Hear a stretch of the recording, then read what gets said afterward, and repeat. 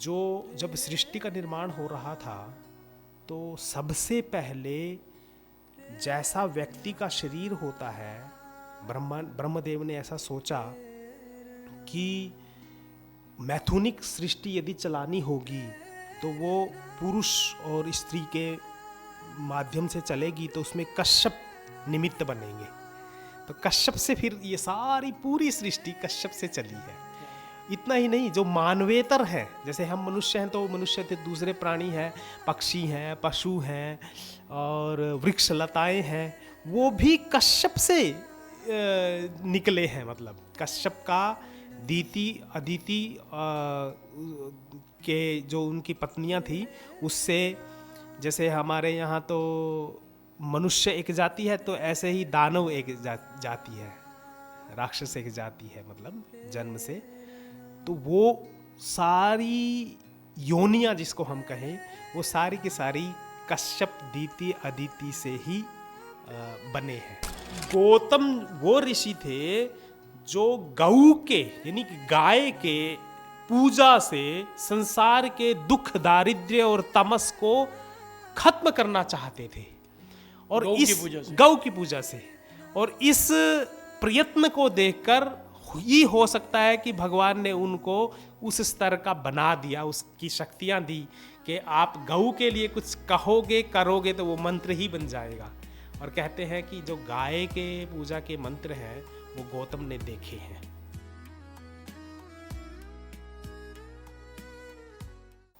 नमस्कार, प्रेरणावाणी केंद्र से मैं जय भगवान सिंगला।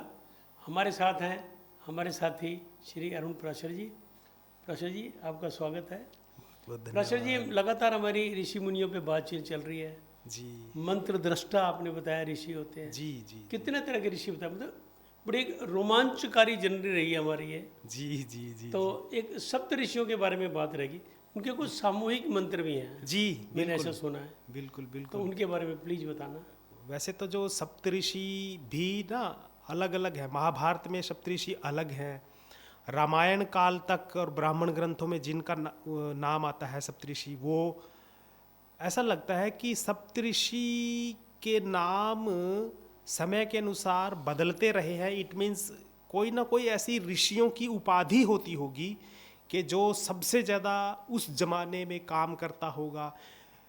ये तो निश्चित है कि जो सप्तऋषि हैं वो प्रलय तक रहने वाले हैं जी। जैसे ऋग्वेद में जो सप्तऋषि आए हैं और जो प्रचलित पुराणों में श्लोक आते हैं, जैसे कश्यपत्री भरद्वाजो विश्वामित्रस्तु गौतमः जमदग्निर्वसिष्ठश्च सप्तेता ऋषयः स्मृताः, ये श्लोक है। इसमें 7 ऋषि हैं, परंतु ऋग्वेद में जिन सप्तऋषियों की बात है उसमें 3-4 ऋषि अलग आ गए हैं। इसमें से 3-4 ऋषि हट गए हैं। पर इतना तय है कि ये निश्चित है कि सप्तऋषियों ने जो ऋग्वेद के पहले मंत्र से लेके और वेदों जो पूरा वांग्मय है वैदिकों का, उसमें जो जो भी मनुष्यत्व खड़ा करने की जितनी भी बातें हैं वो सप्तऋषियों के द्वारा उनके मुख से निकली हैं सब। क्या बात। और जो हम एक वैसे तो परंपरा है कि सप्तऋषि आज भी हैं, और उनके साथ एक छोटा सा तारे के रूप में है वो, और एक छोटा सा उनके साथ तारा है, वो अरुंधति के रूप में, वशिष्ठ अरुंधति जो पति पत्नी है उनका रूप माना जाता है। इट मीन्स क्या हुआ कि अरुंधति भी भले ही उसका कोई मंत्र, जैसे ऋषिकाओं की भी बात आगे हम करेंगे, ऋषियों का प्रकरण यहाँ पूरा हो जाता है, इसलिए सप्तऋषि लास्ट में हम ले रहे हैं सामूहिक रूप से। ऋषिकाएं भी आएंगी आगे, पर उसमें अरुंधति अलग से ऋषि का उल्लेख तो नहीं है। पर जब दंपति की बात होती है तो जैसे अत्रि अनुसुईया की हमने बात सोची थी, ऐसे ही वशिष्ठ और अरुंधति का नाम आता है।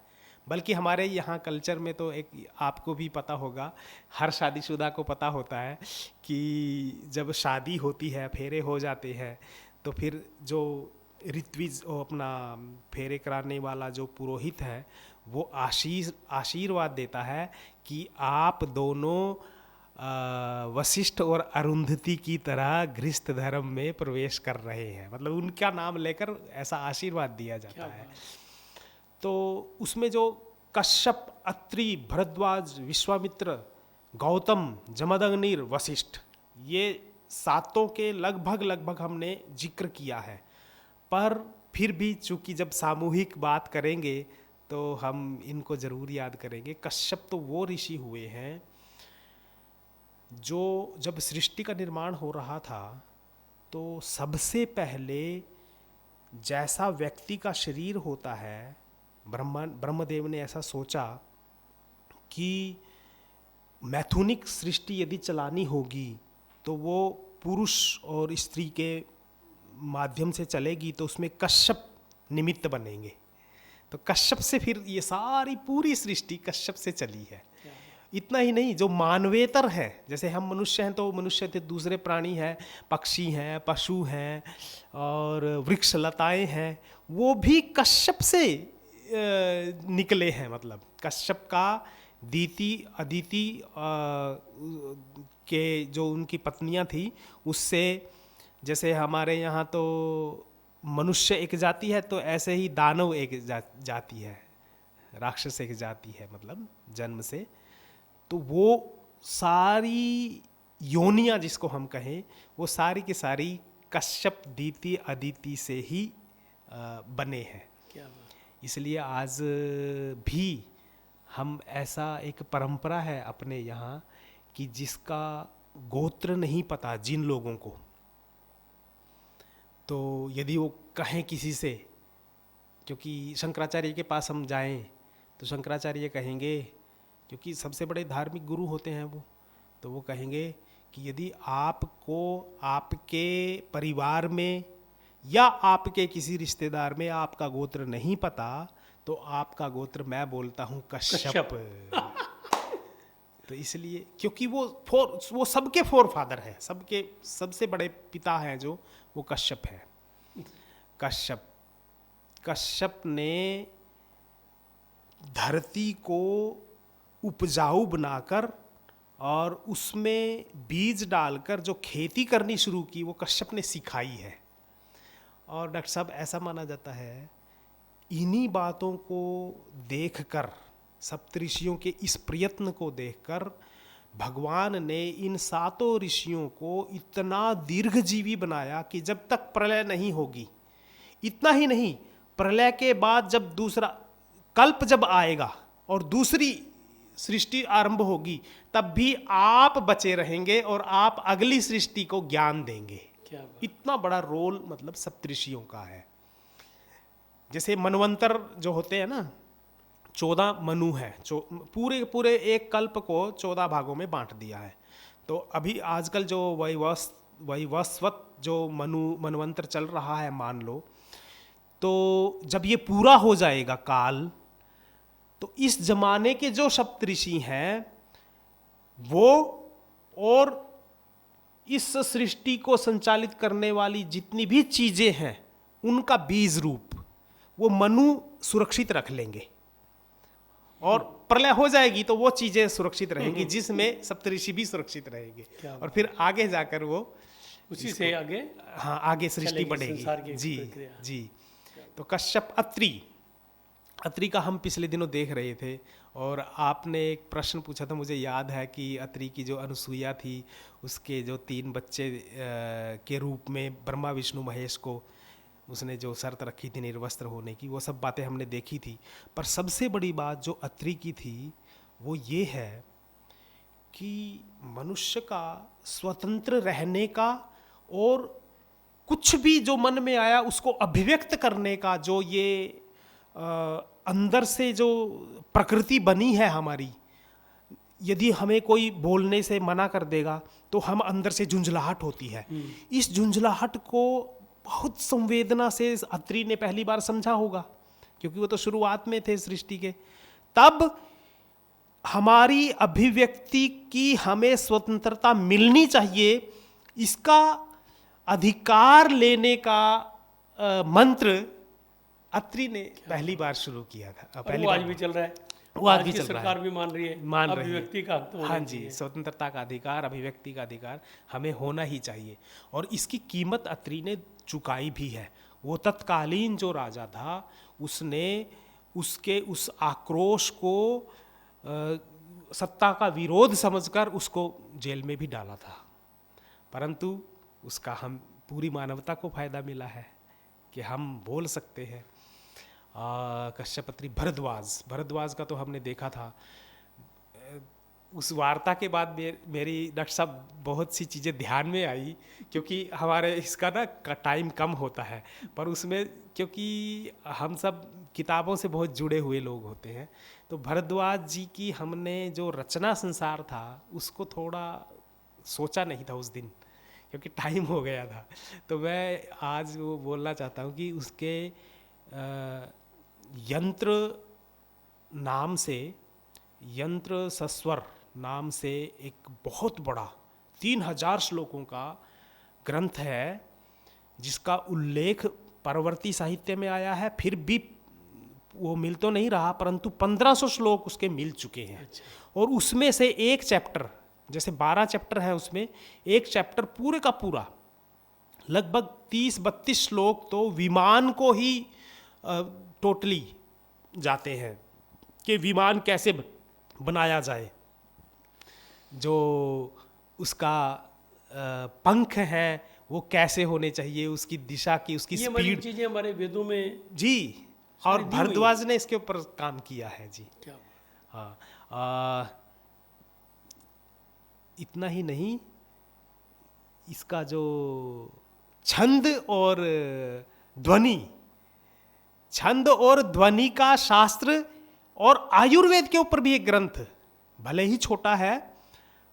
मैं क्या कहना चाहता हूं कि जो स्रोत हैं, भले ही बाद में तो चारक हुए, सुश्रुत हुए, उन्होंने इतने बड़े बड़े ग्रंथ लिखे, अब योग का है, पतंजलि ने इतना बड़ा ग्रंथ लिख दिया, पर उनके जो स्रोत हैं, भले ही वो सूत्र रूप में हो, वो यहाँ दिखाई देते हैं ऋग्वेद के मंत्रों में, जो भरद्वाज ने देखे हैं। क्या बात। कश्यपत्री भरद्वाज, जो विश्वामित्र का तो हमने पिछले दिनों सोचा भी था कि वो पहला जो ऋग्वेद का जो मंत्र है वो विश्वामित्र का, अग्नि मीले पुरोहित, ये देखा विश्वामित्र ने। और मैंने वो बात जो कही थी उसके ऊपर एक मेरे पास फ़ोन आया, मैंने बातचीत में, शायद मुझे याद नहीं है, पर मैं बोल गया कि विश्वामित्र ना क्षत्रियत्व की बैकग्राउंड है उनकी। तो मेरे पास फ़ोन आया, मेरे मित्र का मित्र था, उसने कहा कि आप तो ऋषियों को जातियों में बांट रहे हैं, आपकी बातचीत से ऐसा लगता है। तब मैंने कहा कि ऋषि जातियों से ऊपर थे, इस जो व्यवस्था है, क्योंकि वो तो व्यवस्था निर्माण करने वाले व्यक्ति थे, और व्यवस्था से ऊपर होकर जो जिनकी हर रोज़ भगवान से बातचीत होती है समाधि में, जो हर रोज़, वो इतना ही नहीं, भगवान ने जो संविधान दिया है वो यहाँ देख लेते हैं, फिर रचते हैं सारा कुछ। वेदों को 3-3 जन्मों के बाद जिन्होंने मतलब उसका ज्ञान अर्जित कर लिया, भरद्वाज जैसे लोगों ने, तो वो जातियों में हम उसको नहीं बांट सकते, जातियों से ऊपर हैं। पर मैं इसलिए कह रहा था उस दिन कि वो गाधी राज के पुत्र थे और गाधी राजा थे, तो राजा का जो पुत्र है तो वो क्षात्र धर्म से ओतप्रोत होता है, इसलिए मैंने बोल दिया था। तो इसको इतना बड़ा मुद्दा मत बनाओ। खैर, लेकिन इसमें एक बात में खुशी की बात भी है, प्रसन्नता की, जी, कि लोग आपकी बात को इतनी ध्यान से सुनते हैं। हाँ, ये तो मैं ये भी आपके एक प्रति प्रसन्नता इस की बात बात के है। लिए, इस बात के लिए तो मैं आपके प्रति कृतज्ञ हूँ। हमारा कि- पॉडकास्ट बनाना लगता है सफल जी, हो जा रहा है। जी जी जी जी, ये बात सही है, बिल्कुल।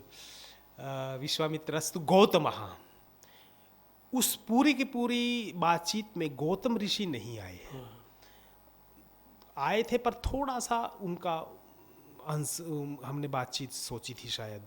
तो गौतम शब्द ही, जो हम गाय की आज पूजा कर रहे हैं, गाय के प्रति का हमारा इतना संवेदनापूर्ण दृष्टिकोण रहता है, जो संसार के अन्य समुदायों से बिल्कुल अलग है। अन्य समुदायों में चूँकि उस तरीके से उस ज़माने में इतनी खेती की अलग अलग विधियां विकसित नहीं हुई थी जो हमारे यहाँ हो गई थी, और हमने अन्न को उस तरीके से लिया, उत्पन्न किया, और हमारी जो डिपेंडेंट है हम अन्न के ऊपर हो गए, और ये एक किस्म से प्रगति भी थी हमारी, इसीलिए हमने कृषि संस्कृति कहा हमारी संस्कृति को। वो लोग नहीं ले सके, उन्होंने जानवरों को खाया, काटा, पर हम इससे दूर रहे। इसके पीछे गौतम का बड़ा हाथ है। गौतम वो ऋषि थे जो गऊ के यानी कि गाय के पूजा से संसार के दुख, दारिद्र्य और तमस को खत्म करना चाहते थे, और गऊ की पूजा से। और इस प्रयत्न को देखकर ही हो सकता है कि भगवान ने उनको उस स्तर का बना दिया, उसकी शक्तियां दी कि आप गऊ के लिए कुछ कहोगे, करोगे तो वो मंत्र ही बन जाएगा। और कहते हैं कि जो गाय के पूजा के मंत्र हैं वो गौतम ने देखे हैं यहाँ, और फिर वो परंपरा चली है। गाय की पूजा गौतम ने इसके लिए बहुत प्रयत्न किया। आज हमारे परिवारों में, मैं एक छोटी सी घटना मैं बोल दूं। बिल्कुल बिल्कुल बिल्कुल, आपसे सुनने के लिए तो बैठे ही हैं। 10 साल की बात है, बनी हुई घटना बताता हूँ। मेरे मामा, मेरे नाना, मतलब नानका मेरा साकरा गांव है, तो मैं बाइक पे, क्योंकि ज़्यादा दूर नहीं है, तो जा रहा था। साकरा गांव की घटना है। तो पहले ना सभी गांव, आपके भी गांव में, मतलब जो सेंटर पॉइंट होता है वो थोड़ा ऊंचाई पे होता है। हाँ, और उसके पीछे, मैं किसी दिन बात करेंगे हम, वास्तु का उसके पीछे रोल रहता है। तो उसकी भी जो चौपाल थी, ब्रह्म भवन नाम से चौपाल है साकरा में, तो उसी के पास हमारे नाना जी का घर है। वो पाद्यों की हवेली बोली जाती है। तो मैं जा रहा था, तो इतने में सामने से गाय, बड़ी तेज़ देसी गाय थी, और वो आई। मैंने तो बाइक इधर कर ली, पर एक बुजुर्ग थे और एक उनका जवान बेटा, उस बुजुर्ग को टक्कर मारी जोर से, अपनी भाषा में कहे ना, खैड़ मारी। हाँ जी। तो वो गिर गए, और क्योंकि वो बेटा था उसका, बुजुर्ग का, उसको बड़ा गुस्सा आया। उसने यूं यूं करके देखा, नीम का पेड़ था, मेरे पूरी घटना याद है। वहाँ फावड़ा रखा था किसी का, जैसे बाड़ा होता है ना, वो फावड़ा उठा के और गाय को हाँ, गाय को मारने लगा ना। तो वो बुजुर्ग, वो उठ नहीं सका था, वो गिरे गिरे पड़े पड़े ही बोला, खबरदार, गाय को मारा जो। और उस लड़के ने फावड़ा रख दिया। तेरे को ये अक्ल नहीं है, अपनी माँ को मारेगा तू? ओहो, ये बात सुनकर ना मुझे ऐसा फील हुआ कि कमाल है। फिर मैं, मतलब बाइक से तो उतर गया था, क्योंकि लोग वहाँ इकट्ठे हो गए, गिर गया था वो आदमी। पता चला कि वो रोड बिरादरी का था, और उसके कितने जबरदस्त संस्कार थे। मैं जो बात बोलना चाहता हूँ कि वो केवल उस व्यक्ति की बात नहीं है, हम सबके घरों में, हाँ, हम सबके घरों में ये संस्कार है। हाँ, बिल्कुल नहीं मारते। भले ही उसने मार दिया, फिर भी नहीं मारते। और वो लड़का भी फिर बाद में बड़ा शर्माया कि मुझसे बड़ी गलती हो गई थी। उसने फिर बाद में कहा कि भाई साहब, मैं क्या करता कि मेरे पिताजी को इसने मार दिया, इसलिए मुझे गुस्सा आ गया था। हाँ, पर एकदम उनके कहने से नहीं, मैंने फेंक दिया, मारा नहीं। वो मार कर चली गई गाय, फिर भी नहीं मारा। ये केवल यहाँ इस कल्चर में है, ऋषि गौतम की वजह से। हाँ, बिल्कुल बिल्कुल। और वो हम आजकल तो कितने वीडियो देखते हैं, मैं तो मतलब कोई भी त्रसित हो जाता है, कैसे वो एक समुदाय के लोग उसको कितना, मतलब बोलना भी नहीं चाहिए ऐसा। खैर, ये जो हमारे अंदर संवेदना भरी है ऋषि ने, कितनी ज़बरदस्त बात है। मानवेतर प्राणी से भी हम उस तरीके से संबंध बनाकर उसको माँ का दर्जा दे दिया हमने। देखो, कश्यपत्री भरद्वाजो विश्वामित्रस्तु गौतम जमद अग्निर, जिसके नाम से ही अग्नि है। जो परशुराम थे, उनके ये पिता थे।